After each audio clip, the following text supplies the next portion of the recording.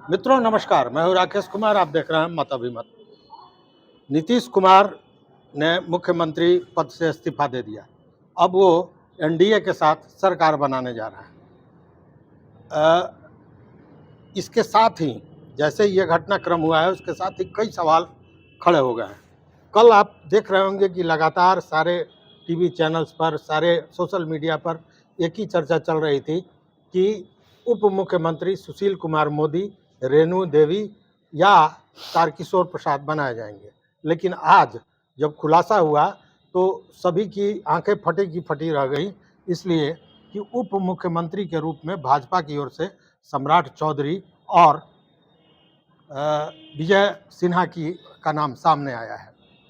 ये इस पर चर्चा करेंगे इसलिए कि हमारे साथ हैं राजेश जी, जो राजनीतिक विश्लेषक हैं और बड़ी नज़दीकी से राजनीति को देख रहे हैं। इन्होंने कल रात ही इस बात की चर्चा की थी हमसे कि उप मुख्यमंत्री सम्राट चौधरी बनाए जाएंगे। हालांकि कल मुझे इनकी बातें हास्यास्पद लग रही थी, लेकिन जब ये बातें सामने आई हैं तो लगा कि नहीं, इनकी समीक्षा जो है, इन्होंने जो एक गुणा भाग किया था इस मामले को लेकर, वो सही था। तो और भी कई प्रश्न हैं, उन प्रश्नों का जवाब हम राजेश जी से लेते हैं। राजेश जी, आपका बहुत बहुत स्वागत है मत अभिमत। बहुत बहुत धन्यवाद आपको। अब जब उप मुख्यमंत्री का मामला जो आपने बताया था वो सच हो गया, तो सम्राट चौधरी तो प्रदेश अध्यक्ष थे भाजपा के। बिल्कुल। तो भाजपा का प्रदेश अध्यक्ष और उप मुख्यमंत्री तो एक साथ होंगे नहीं, तो भाजपा का जो प्रदेश अध्यक्ष का पद है वो रिक्त हो गया है। आप जो गणित बैठा रहे हैं उससे आपको क्या लगता है कि भाजपा के जो प्रदेश अध्यक्ष होंगे वो कौन हो सकते हैं, किन का नाम आ सकता है? देखिए राकेश जी, अभी जो सिनेरियो बन रहा है तो एक पिछड़ी जाति के उप मुख्यमंत्री हो गए, एक अगड़ी जाति से हो गए उप मुख्यमंत्री। तो ये सिनेरियो जा रहा है।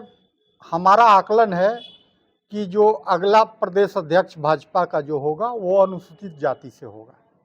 अनुसूचित जाति से मतलब कि ओबीसी से हो गया, अगड़ी जाति से हो गया, तो अब अनुसूचित जाति को भी साधने की तैयारी होगी। बिल्कुल।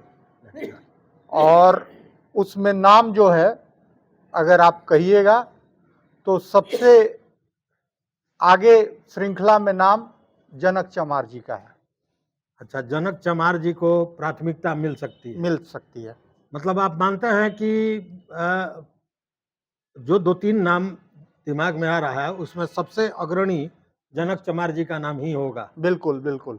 अच्छा, तो मतलब कि ये जातीय समीकरण के आधार पर ये सारी चीजें हो रही है। देखिए, पहले भी आपसे जब बात हो रही थी तो हमने आपसे कहा था कि बिहार में कास्ट पॉलिटिक्स से कास्ट को अलग नहीं किया जा सकता है। बिहार में ही क्या, पूरे नहीं, खासकर बिहार में। हाँ। देश में तो है ही, लेकिन खासकर बिहार की जब बात कीजिएगा तो पॉलिटिक्स को कास्ट से अलग नहीं किया जा सकता है।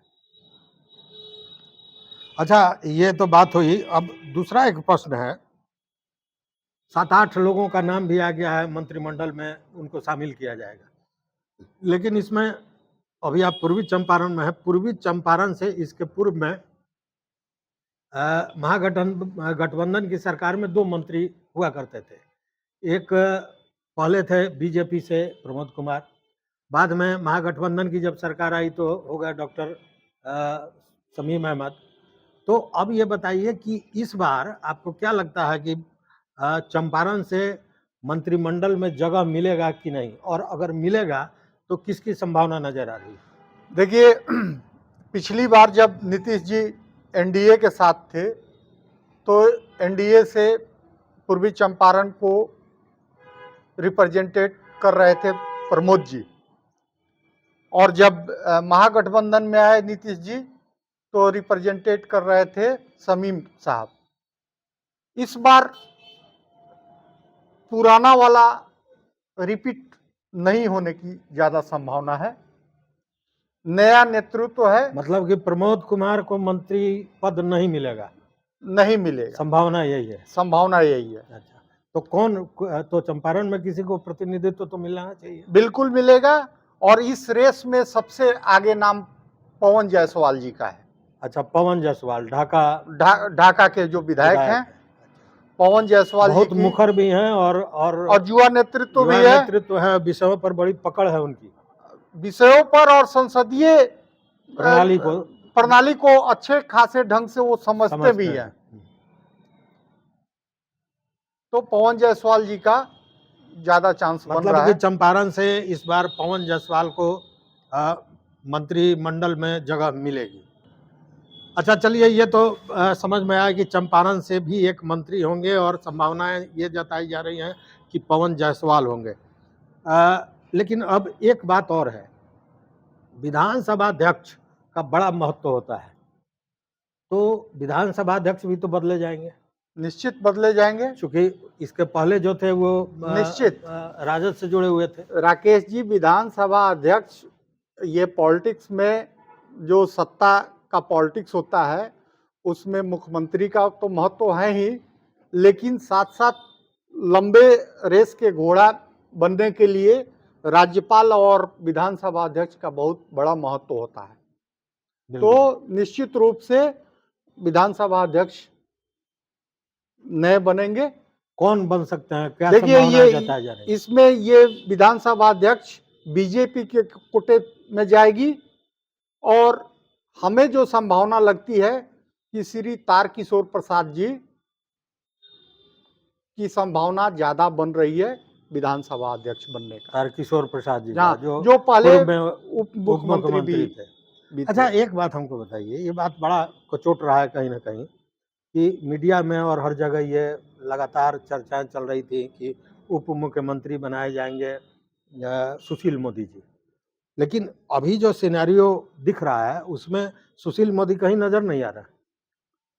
देखिए, भाजपा समय समय पर प्रयोग करते रहती है, ये देखने को भी मिला है कि समय समय पर प्रयोग करते आ रही है और समय काल के अनुसार और आने वाले दिन में जो नया नेतृत्व के उभारने का भी वो संकेत दे देती है।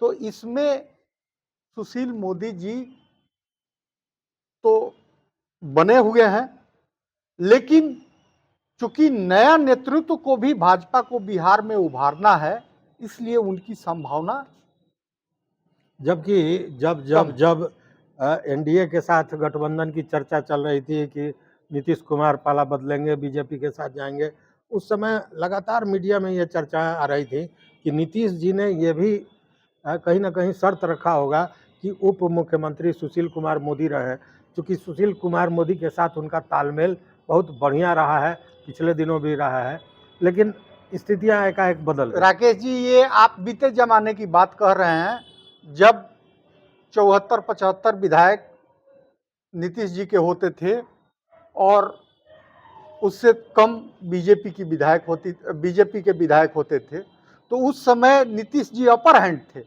आज अपर हैंड बीजेपी है और बीजेपी नीतीश जी के शर्तों पर नहीं चल सकती है।